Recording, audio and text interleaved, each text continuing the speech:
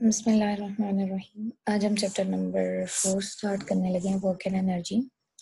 इसमें हम डिटेल देखेंगे वर्क डन की कि किस तरह से वर्क डन का कॉन्सेप्ट है वो डेवलप होता है फिजिक्स के अंदर। फिर उसके बाद हम एनर्जीज देखेंगे और वर्क डन और एनर्जी का क्या रिलेशन है। ये सारी चीज़ें जो है वो हम इसमें इस चैप्टर के अंदर डिस्कस करेंगे। ठीक है, वैसे तो वर्क डन हम कहते हैं कि कोई भी काम हो रहा हो वो वर्क डन कहलाता है। लेकिन फिजिक्स के अंदर वर्क डन जो है वो दो चीज़ों के टर्म्स में डिफाइन किया जाता है। एक होती है फोर्स, दूसरा होता है डिस्प्लेसमेंट। इनके फोर्स भी अप्लाई हो रही हो, फोर्स लग रही हो, साथ साथ डिस्प्लेसमेंट भी कवर हो रहा हो, तब हम कहते हैं कि वर्क डन हो रहा है। अगर फोर्स लग रही है, डिस्प्लेसमेंट कवर नहीं हो रहा, वर्क डन नहीं होता। ठीक है, फिजिक्स के टर्म में जो है हम इसको ऐसे डिफाइन करते हैं। तो अब हम देखते हैं work done bye a constant force. Constant force का मतलब है कि आप जो भी फोर्स अप्लाई कर रहे होंगे वो कोई कांस्टेंट फोर्स होगी। ठीक है,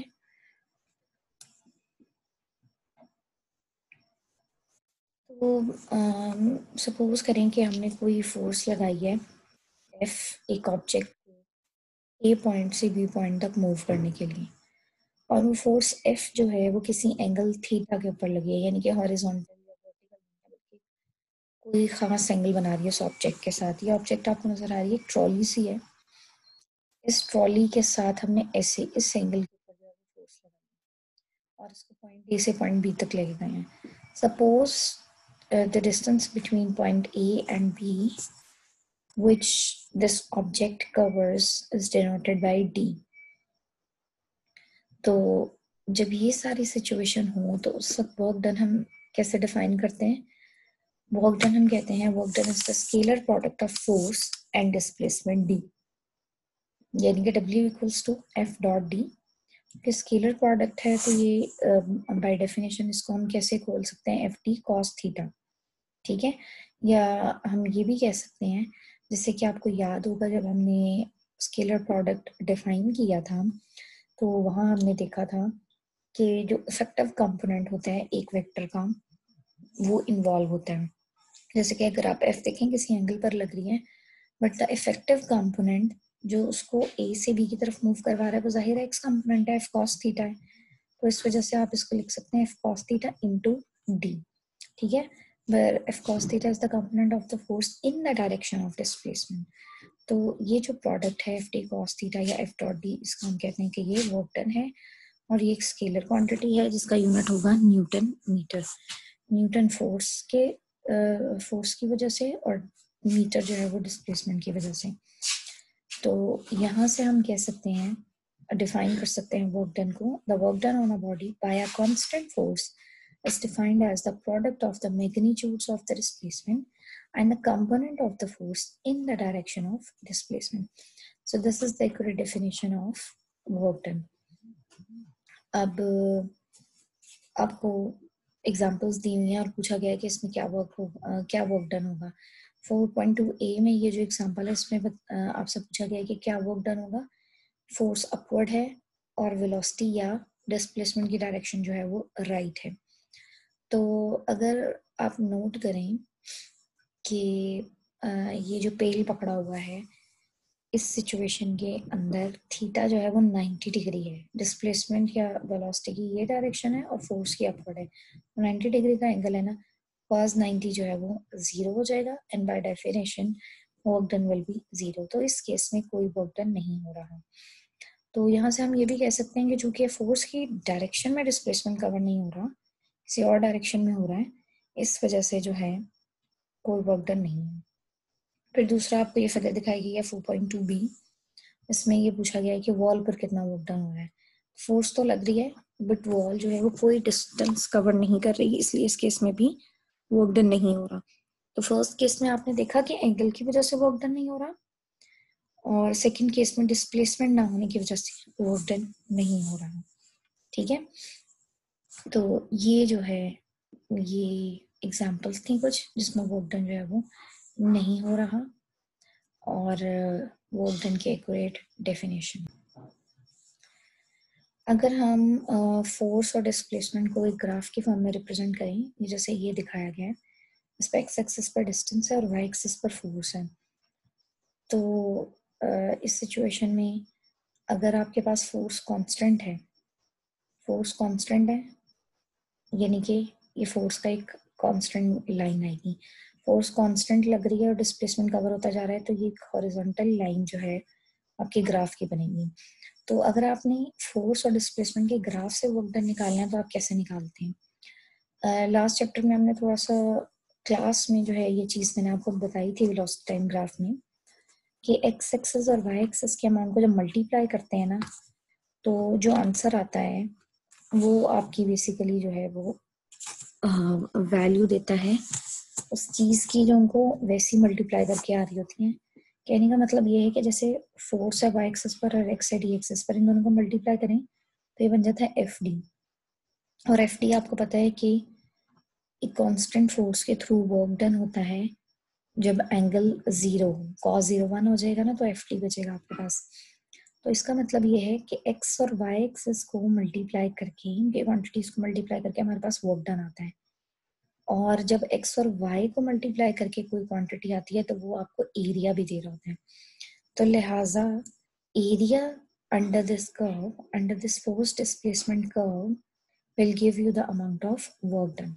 ठीक है, ये कहीं आप अपने पास नोट कर लें, area under the force displacement curve is equal to the work done by the constant force. ठीक है, तो इस केस में जो है ये 4.3 में आपको एरिया से वर्क डन मिल जाएगा, यानी कि आप सिंपली इस फिगर का एरिया कैलकुलेट करेंगे इस शेप का, और आपके पास जो आंसर आएगा वो किसका होगा, तो वर्क डन का होगा।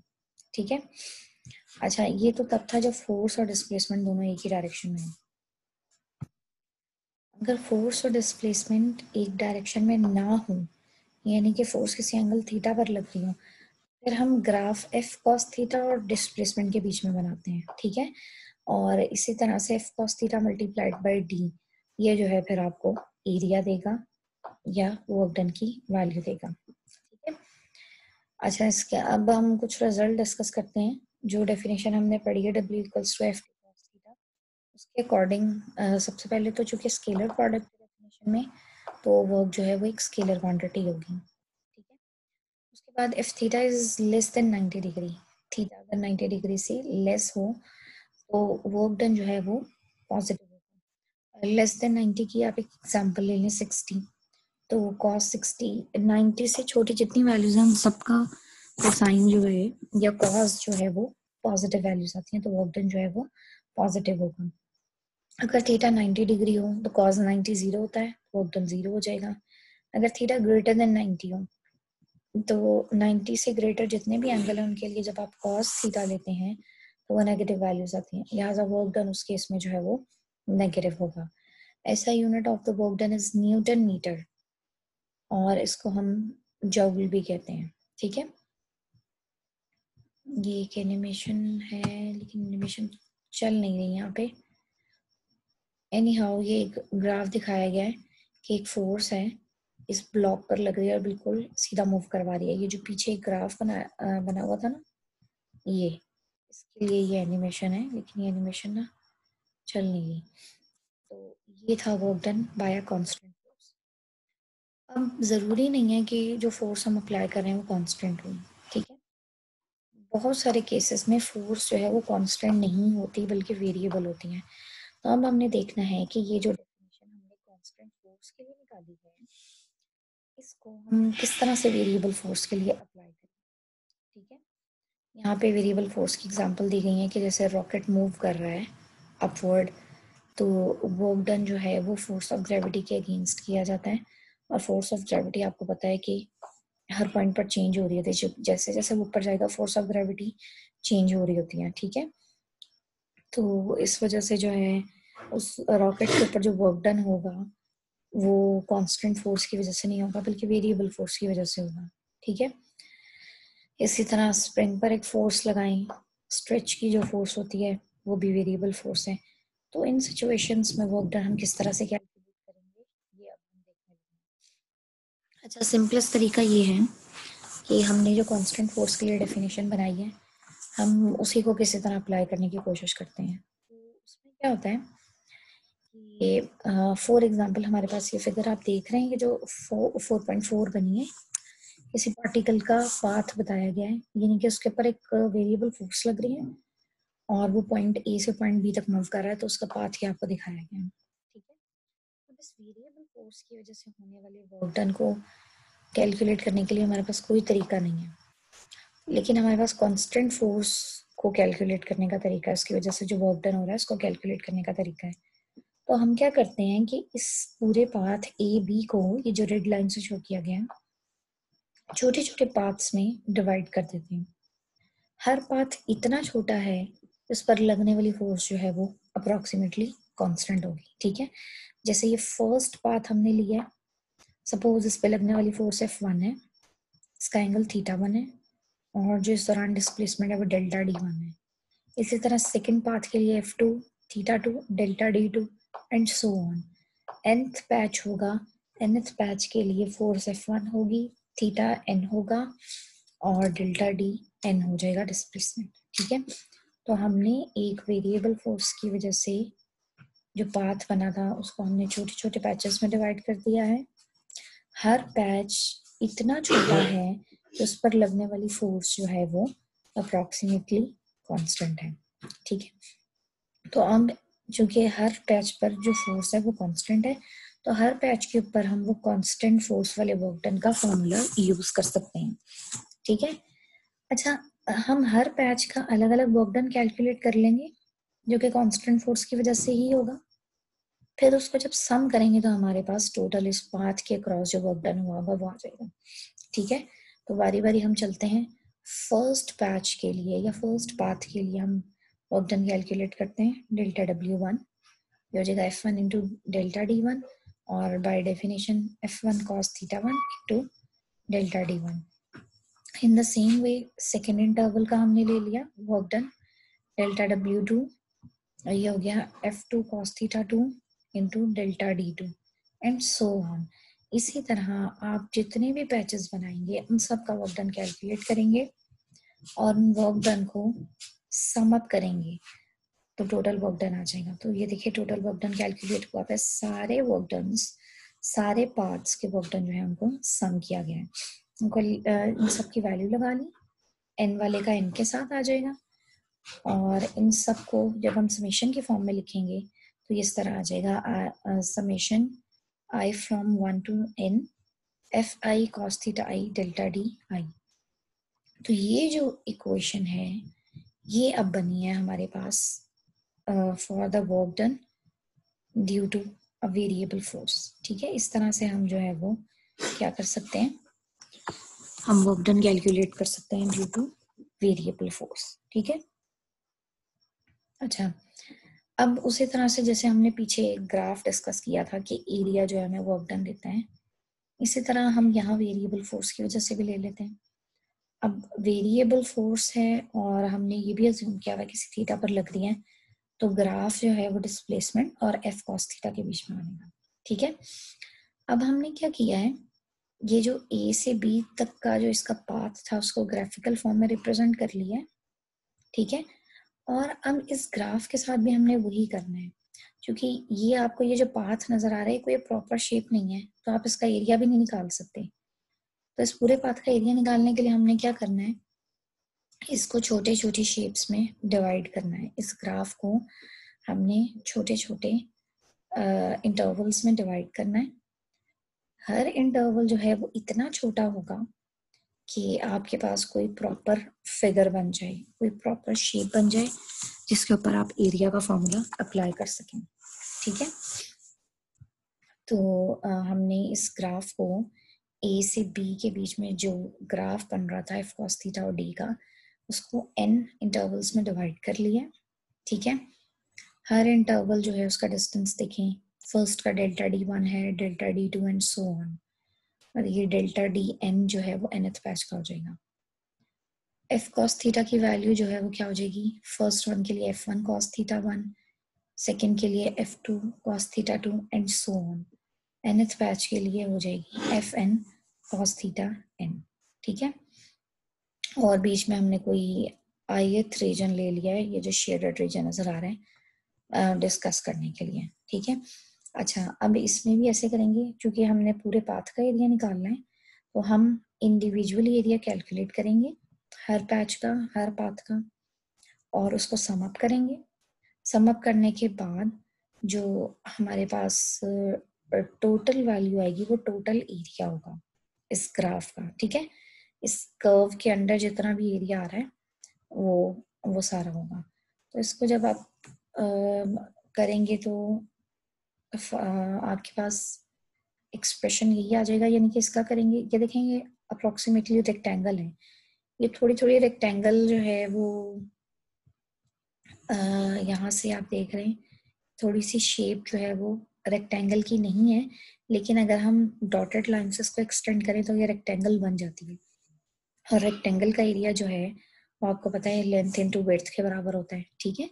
सो विद अप्रोक्सीमेशन ये कुछ जो हमने एरियाज बढ़ाए हैं खुद से, इनके अप्रोक्सीमेशन के साथ आपका जो टोटल एरिया है वो बन जाएगा। देखिए इसका एरिया क्या बनेगा फर्स्ट पैच का, f1 cos theta 1 into delta d1। Second वाले का बनेगा f2 cos theta 2 into delta d2। वही जो हमारे पास ये बने थे, ठीक है। और nth पैच का यही बनेगा, और जब सबको सम करेंगे तो हमारे पास यही फॉर्मूला आ जाएगा, ठीक है। तो हमारे पास ये फॉर्मूला बन गया है। लेकिन यहाँ पे देखिए हमने एक चीज क्या की है ये पैचेस चूंकि बड़े थे ना, तो आपको ये रेक्टेंगल जो है ना वो पूरी बनती हुई नजर नहीं आ रही थी बास पैचेस में।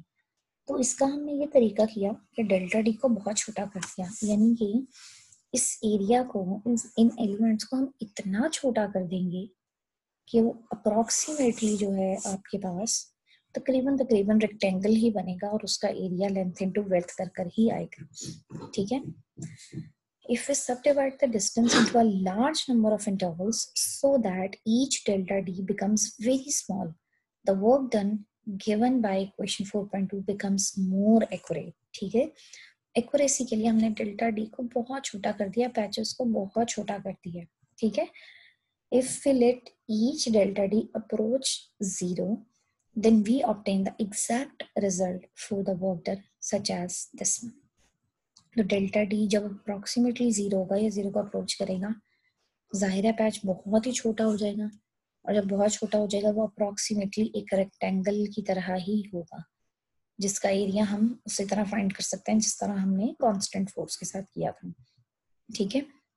तो आपके पास इस केस में जो एक्यूरेट एक्सप्रेशन है वो ये है, इसमें हमने डेल्टा डी के ऊपर लिमिट अप्लाई की हुई है, ठीक है।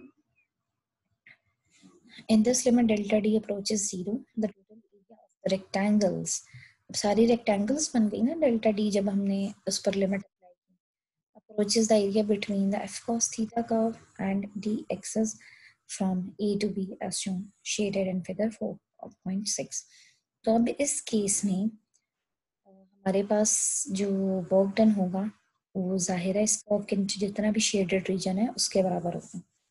Thus, the work done by a variable force in moving a particle between two points is equal to the area under the f cos theta versus d curve between the 2 points A and B shown in figure 4.6।